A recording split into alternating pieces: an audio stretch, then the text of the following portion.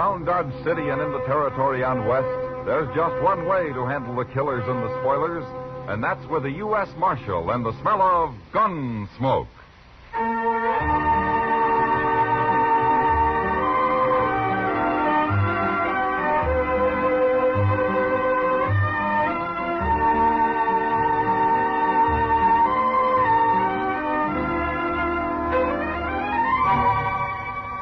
Gunsmoke, starring William Conrad. The story of the violence that moved west with young America. The story of a man who moved with it. Matt Dillon, United States Marshal.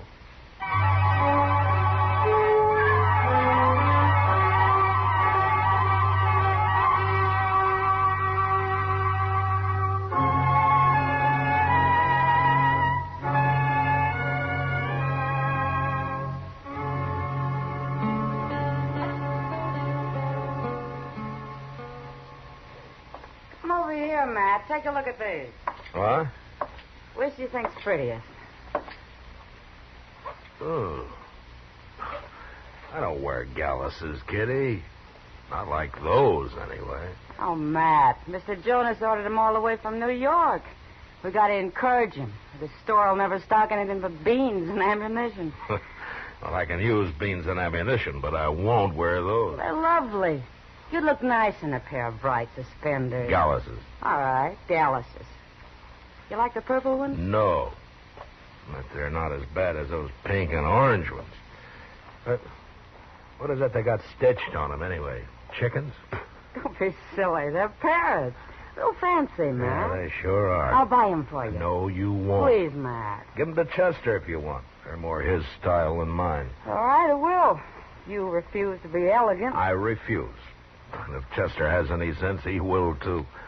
Wearing those, people will think he's a whiskey drummer or a barber. That beats looking like a buffalo hunter. Mr. Dillon? Oh, you looking for me, Chester? Yes, sir. Oh, Miss Kitty. Good morning, Chester. Mr. Dillon, there's a sergeant from Fort Dodge over at the office. Major Evans sent him in. Oh, what does he want? He says the major... Gracious alive, look at them galluses. My... What does he want, Chester? He says the major wants to talk to you. Oh. Right away, he said. Chicken. Well, where is the major? Hmm?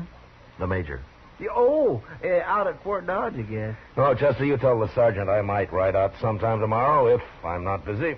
Yes, sir. Well, it's only 5 miles, Matt. Might be important. I know, but I've dealt with Major Evans before, Kitty.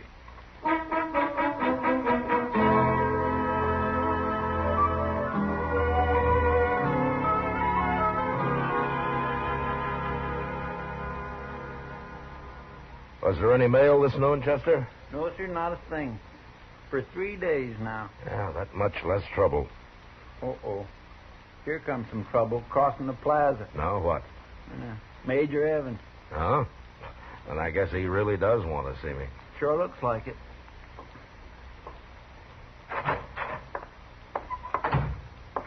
Good afternoon, Marshal. Well, how are you, Major? Don't you sit down? No, thanks. Hello, Major Evans. Hello, Chester. Marshal, I sent Sergeant Bowers after you this morning. Well, I was figuring on maybe riding out tomorrow, Major. I prefer not to wait another day. Oh, what's the trouble? Pawnees are raiding again. I hadn't heard that. Well, it's an Army matter. Except for one thing. Oh? They've been supplied with rifles, Marshal, and I'm convinced those rifles come out of Dodge. Why? Well, it's the closest source of supply, and I want you to stop it. Well, I'll gladly stop it, Major. If it's true.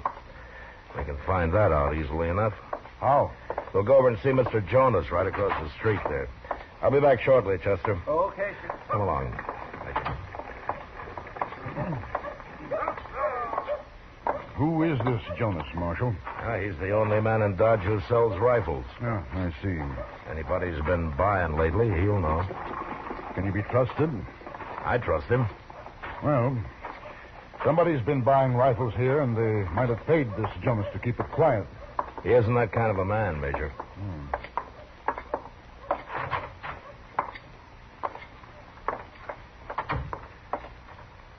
Well, I hope you're going to buy something this time, Marshal. Well, I'm afraid not, Mr. Jonas, but I want you to meet Major Evans from Fort Dodge. How do you do, Major? Mr. Jonas? What can I do for you? We'd like to know if anybody's been buying rifles in quantity lately. Indian trouble, huh? Yeah, I told you, Marshal, Told him what? that you've been selling rifles to some gun smuggler. No, Major, I don't believe I have. How do you know whether you have or not? Anybody can walk in here. Sure they can. But if I didn't know them, and they bought up a wagon load of rifles on the sudden, I'd tell the marshal about it right off. The only men who've ever been in here are buffalo hunters, and they only buy 2 or 3 rifles at the most. Well, Major? Those rifles are coming from Dodge somehow. I know they are. And I'll stop it if I have to search every wagon that leaves here. You mean you'd use soldiers for that? Yes? There'd be trouble. Sooner or later, they'd try to stop some hardhead who'd start shooting. Soldiers are trained to shoot back, Marshal. I don't want innocent men shot down for no reason at all, The Major. Pawnees raided a ranch down on Crooked Creek just this morning, Marshal, 50 miles from here. They did. But how come nobody's heard about it? The man and the woman can't be moved, and their 2 boys were killed at once. The cavalry patrol found them this morning and sent a messenger to the fort. Well, why didn't you tell me this before? We got to get Doc down there. I'm on my way there myself. We'll give you an escort, Marshal. Good. If you can keep up with us.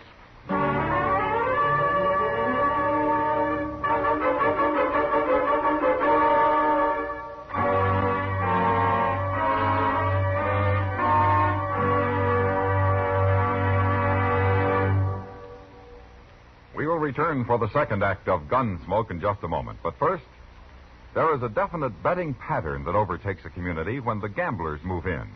Here are the facts, plain, unvarnished, in the words of those actually involved, tomorrow when CBS Radio's hard-hitting Department of Public Affairs offers a full-hour documentary expose titled The Gamblers. Remember, it's tomorrow on most of these same stations. Don Hollenbeck narrates, and the brazen facts speak for themselves. Now the second act of Gunsmoke.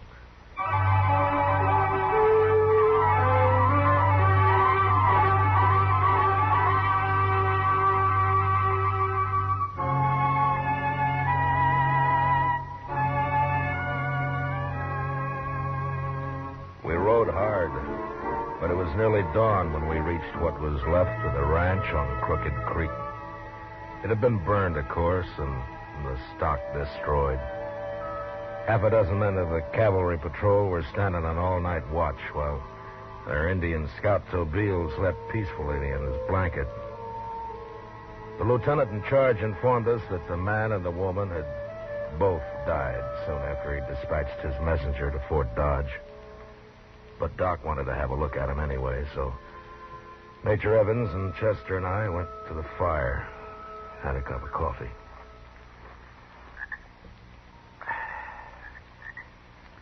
I don't know anything I'd rather have right now than this coffee.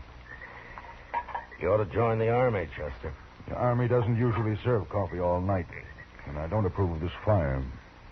Major, look at Tobil over there.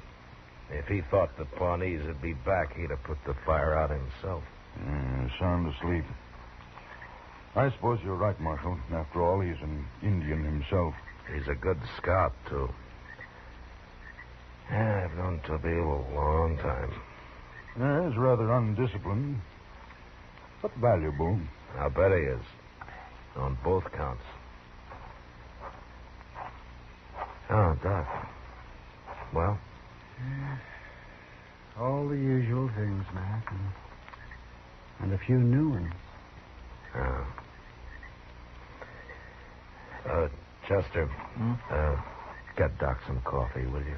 Oh, sure. Scalped, I suppose. For a start, Major. Worse than that? How that man lived as long as he did, I don't know. Savage devils. But I think the woman was unconscious during most of it. The man must have tried to kill her and only grazed her head. How do you know, Doc? Here's your coffee, Doc. Oh, thank you. Thank you, Chester.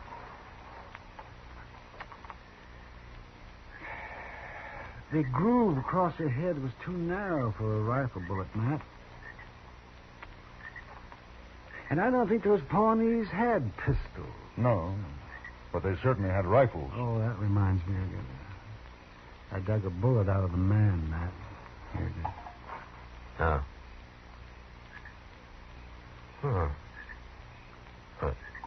That's funny. What is? Now, this is a .44 caliber. You don't see many of them anymore. Here, take a look, Major. Yes, I believe you're right. What do you make of it, Marshal? Major, I think I can find this gun smuggler. You do? Yeah. I'd like to borrow Tobeel over there to help me. My scout? What for? Well, those Pawnees have a day's start on us, but with Tobeel's help, I think I can catch up with them. Oh, no. No, I'm afraid that'd bring out the whole tribe. No, I'll run this war party down myself as soon as their supply of arms is cut off. Well, there'll just be Tobeel and Chester and me, Major. It's the gun smuggler I'm after, not the Indians. Then I'll go with you. Now, they'd spot a troop of cavalry, but 3 of us can get through the country without their knowing it if we have any luck at all. Just what do you have in mind, Marshal? I'll tell you later if it works. Well, I guess I can't stop you. No, you can't.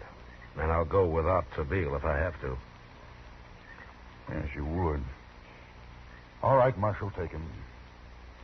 Thanks. I just hope you know what you're doing. Major, does a man ever know? For sure.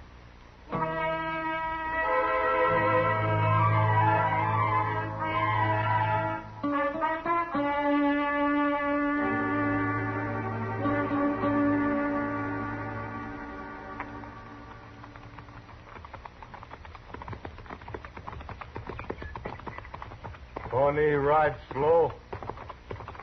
They don't think we follow. Well, I just hope they don't find out, Tobeel. Too bad they find out. Maybe 30 Pawnee war party. They kill us very easy. We better breathe our horses a little. Let's stop here.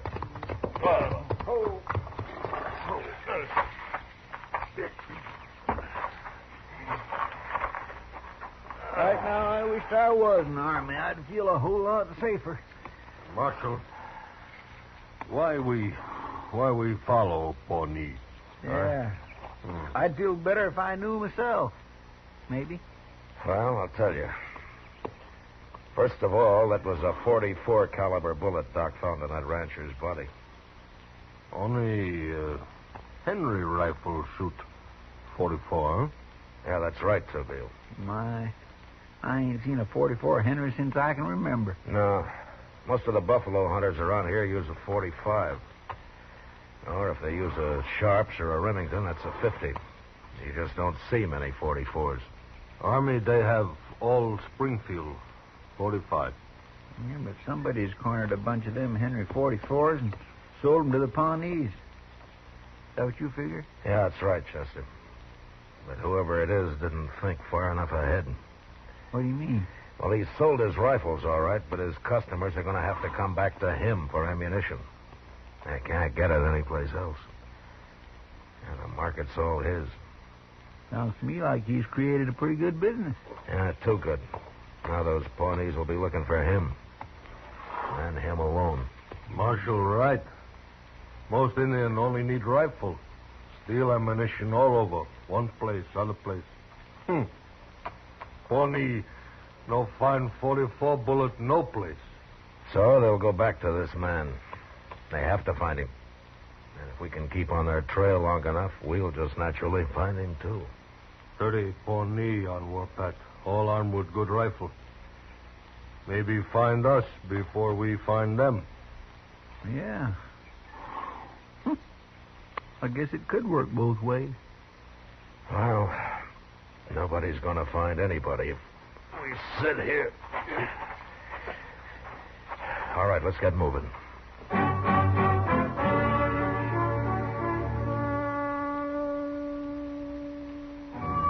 The Pawnee trail led south in a straight line. as though they knew exactly where they were going. We followed them for 2 days. And on the third, Tobeel informed us that the war party had been joined by another one of about equal strength. A band of Indians this large would protect itself with a ring of Scots, so we were forced to drop back and follow them more slowly. And then they turned to the east. And on the fourth day, we began to wonder if we were wrong about their trying to find the gun smuggler.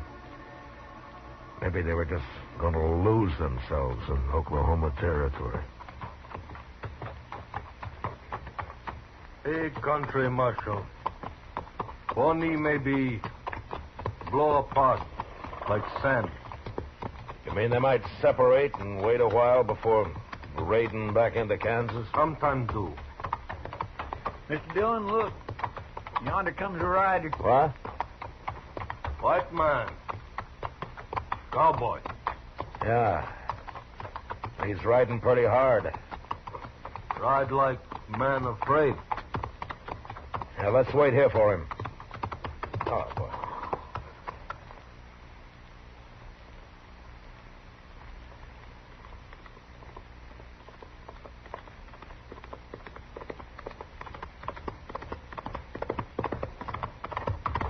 Hello. Hello. You're headed in the wrong direction. Oh, why? If you men are smart, we'll turn around and ride. This country's alive with Pawnee. Do you see any? If I had, I probably wouldn't be here to tell you about it. But I seen plenty of sign, and a worse kind of sign, too. Oh, what do you mean? They had a powwow of some sort about 20 miles back from me, mister. They left a white man there. Oh? Was he dead? Just about. Did you talk to him?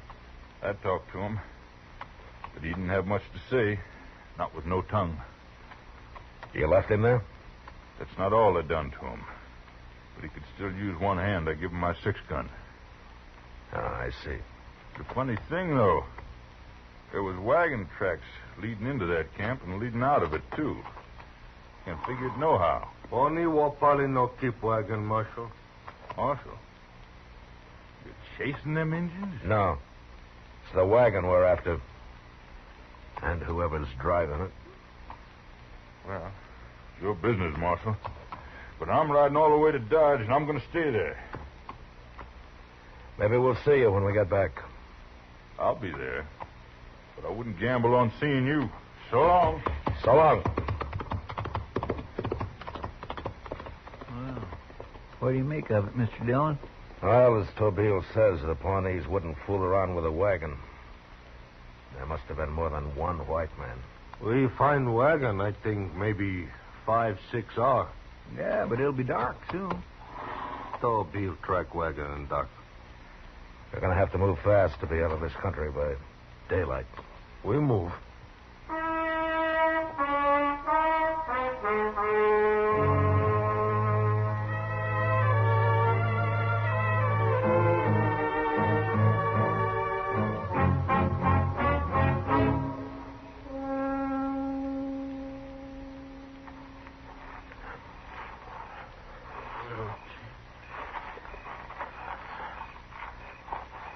Yeah, that's the wagon. But I only see one man there, Tobeel. One man. Big fire. Full white man fire. Well, we've crawled close enough. Let's stop here. Yeah. We gonna rush him, Mr. Dillon? If he starts shooting, Chester, we'll have the Pawnees down on us. Wait for sleep. Tobeel. Crawl up. Cut throat. No. No, Tobeel. I gotta be sure this is the right man. Yeah, but how are you gonna find out? Well, bluff him. Look, Chester, you and Tobeel stay here. I'm going to walk up to that fire. You're taking an awful chance, Mr. Dillon. Play on me. Thanks.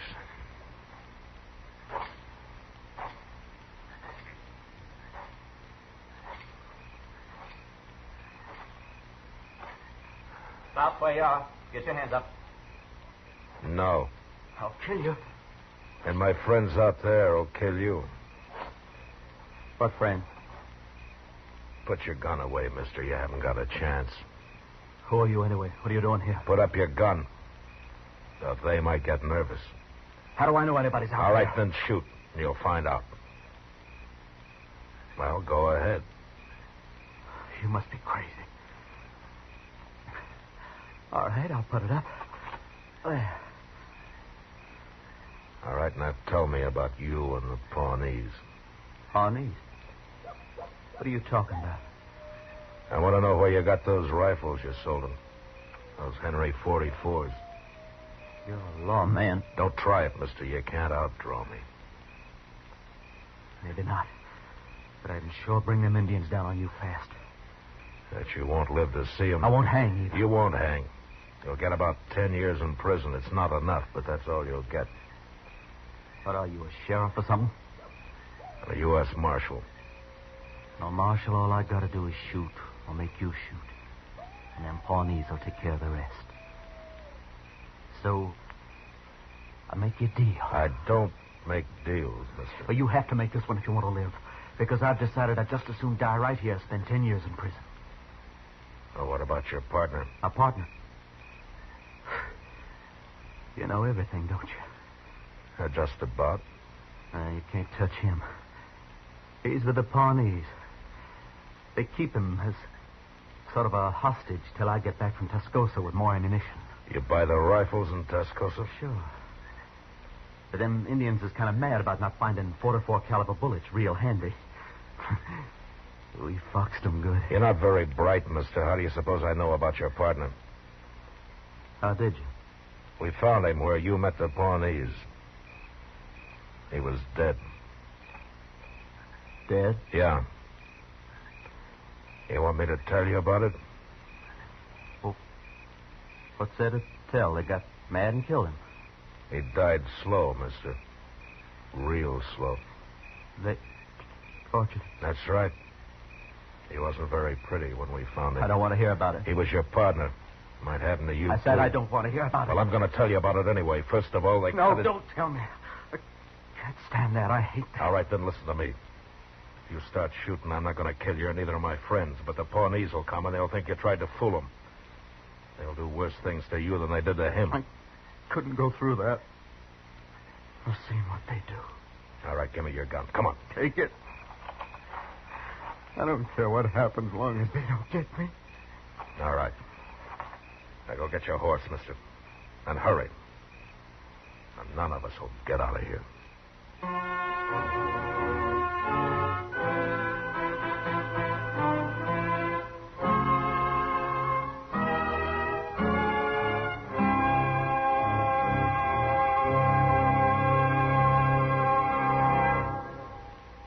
Gunsmoke, under the direction of Norman MacDonnell, stars William Conrad as Matt Dillon, U.S. Marshal.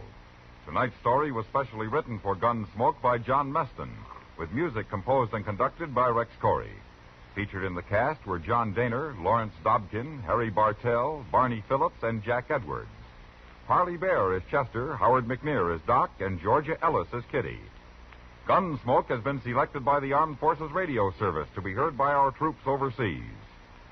Join us again next week as Matt Dillon, U.S. Marshal, fights to bring law and order out of the wild violence of the West in Gunsmoke.